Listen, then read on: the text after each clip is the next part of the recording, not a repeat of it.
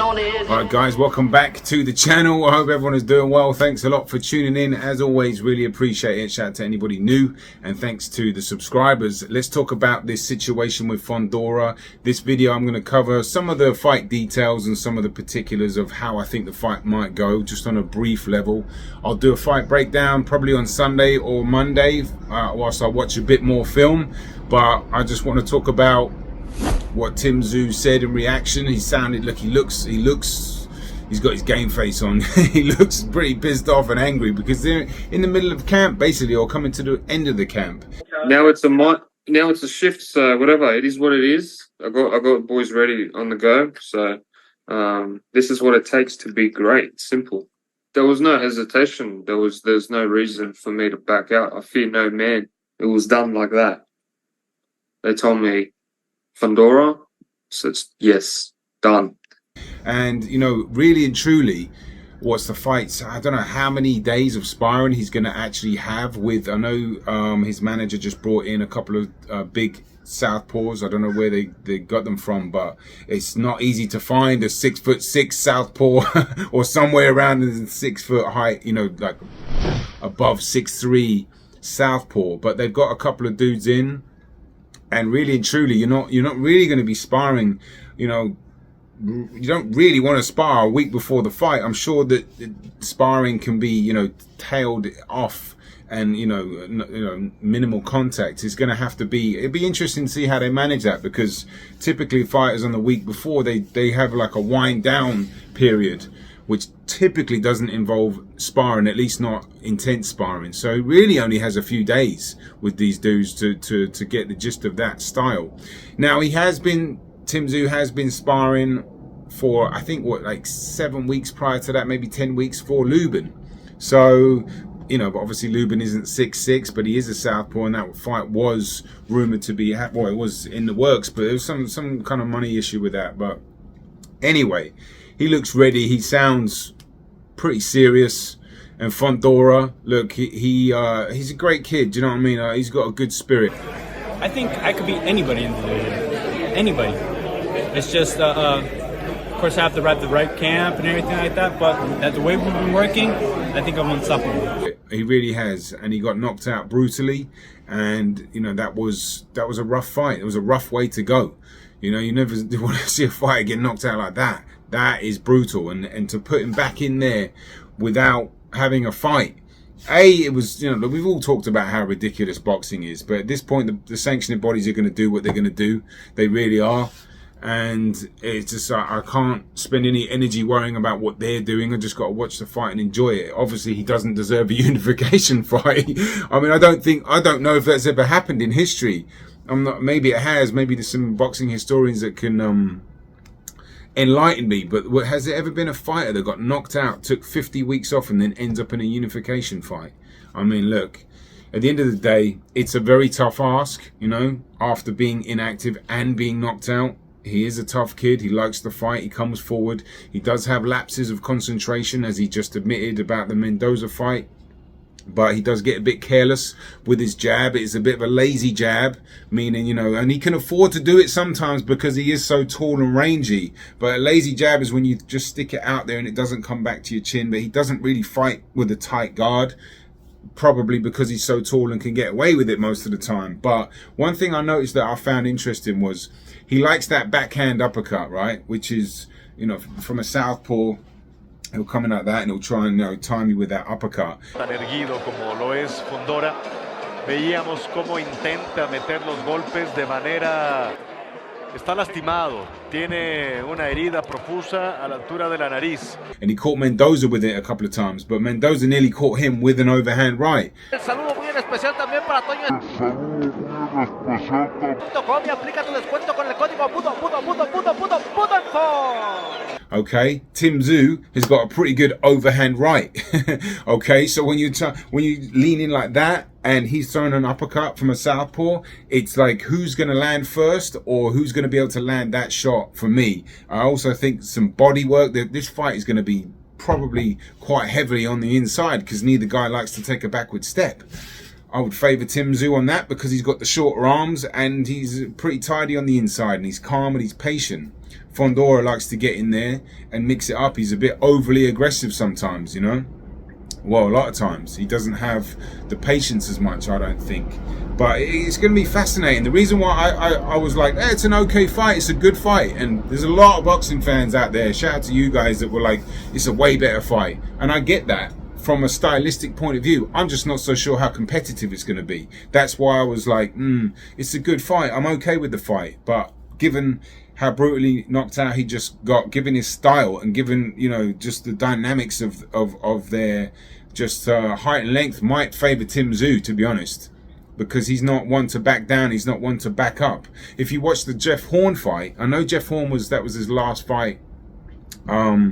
I think he retired after that. It was a couple of years. Oh, maybe not. I'd have to look at the box rep. Either way, he wasn't. No, I know he went up in weight, but Tim Tszyu manhandled him, and that's a strong guy. Jeff Horn was a strong welterweight, very powerful guy, physically strong, and Tim Tszyu manhandled him. And I know maybe there's context to that. Maybe I'm missing something. Maybe I didn't follow the lead up to that fight. If there's any Australians watching that know any more context about that, then fill me in. Do you know, I'm all ears to be enlightened. But it looked to me from watching that fight, I was like, wow, he really manhandled Jeff Horn, and he was shoulder rolling Jeff Horn's overhand right as well. I'll try and pull a clip up right now, and that was, well, I don't know when that fight was. 2020 maybe. As he's wrestling, he's just standing there holding him off, using his balance, using his superb balance. Very conservative. Anyway, the Fundora fight, look, it could be fun while it lasts. That's all I'll say. And I do think Tim Tszyu will stop Fundora probably in the middle. But as I said, Fundora's got one hell of a spirit. They both got spirit. But as Brian Mendoza was just saying in an interview, who actually, in terms of common opponents, Tim Tszyu has beat Brian Mendoza. Brian Mendoza knocked out Fundora. Tim Tszyu knocked out Ocampo in one round. Fundora beat Ocampo, but it took him 12 to do it. You know, it doesn't always mean anything, to be honest with you. It's rock, paper, scissors, and styles make fights. We know that, but it's still two common opponents that he's dominated, and it certainly, you know, can mean something. You know, I don't know how much it does mean. We'll find out come fight night, maybe. And you know, I'm actually really interested now. And actually, someone in the comments was, I was going to make a video on Keith Thurman, Tim Tszyu and Keith Thurman, the lion versus the giraffe, lion versus the gazelle, because that's what Tim Tszyu is going to be like. And someone in the comments said, well, it's now lion versus the giraffe. No disrespect to Fundora, it's just a bit of fun. But actually, I was watching some footage this morning on lions versus giraffes. Giraffes are feisty animals, man, I'm telling you. Usually lions will chase and attack the giraffes from behind and wait for it to get tired and then push it down. However, the lioness foolishly attacks from the front and receives a painful kick from the giraffe. These kicks are so powerful they can completely kill the lion. They use their neck to whack you, they've got big legs, they're hard to take down, and they are tough animals.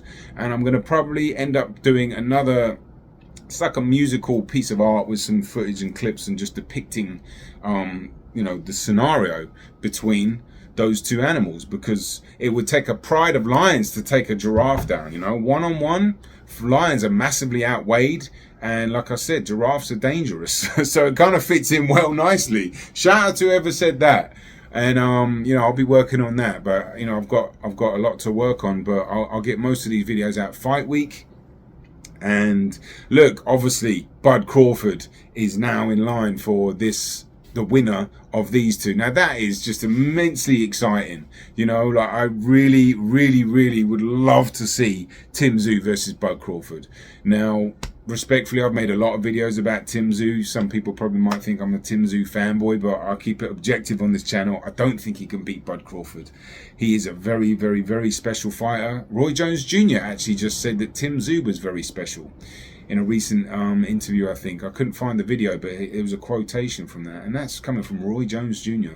But I think Bud's just a bit more special. I think he's got a bit more in the tools, in the toolkit. I think he's got more experience. He's got more experience. He's a two-time undisputed champion, and he's on top of the world right now. I'd love to see him get in the ring soon. You know, it's inactivity again, but I think I would favour Bud. I really would.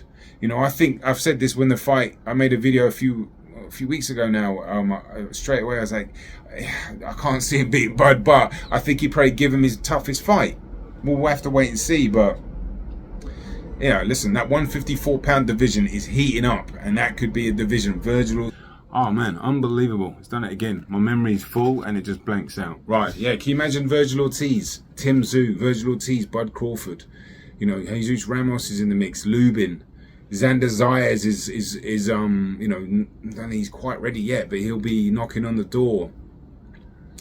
I'm forgetting some fighters too, because I made a video about the 154 division. My memory's not great, but look, it's exciting times for boxing, it really is. And I think this, you know, this Keith Thurman pullout is kind of created some interesting media buzz around it, you know.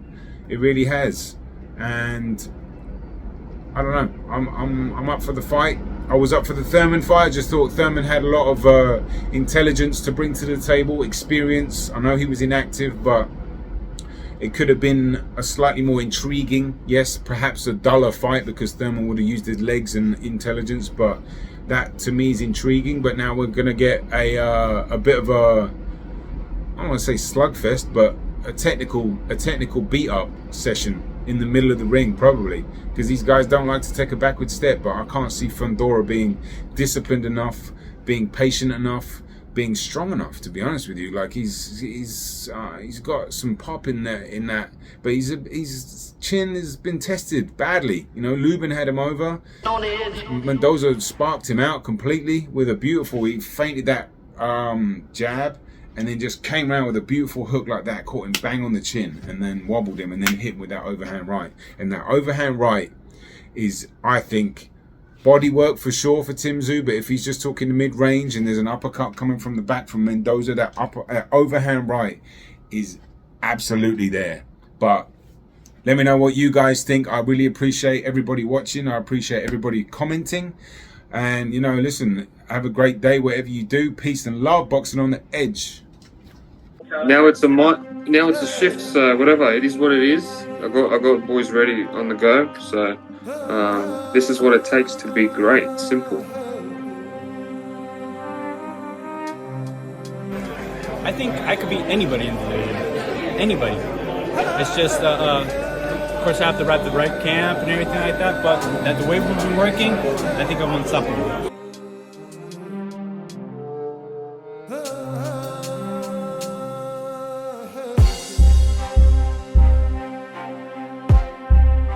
It was done like that. They told me, Fundora? I said, yes, done. Nothing stops me, no matter what. So it's like, you know, like, where I live in my mind, I'm in a different era to where we are now. We live in an era of Twitter battles rather than fighters, you know, so I hope I can inspire more boxers out there, you know, like, I saved the show.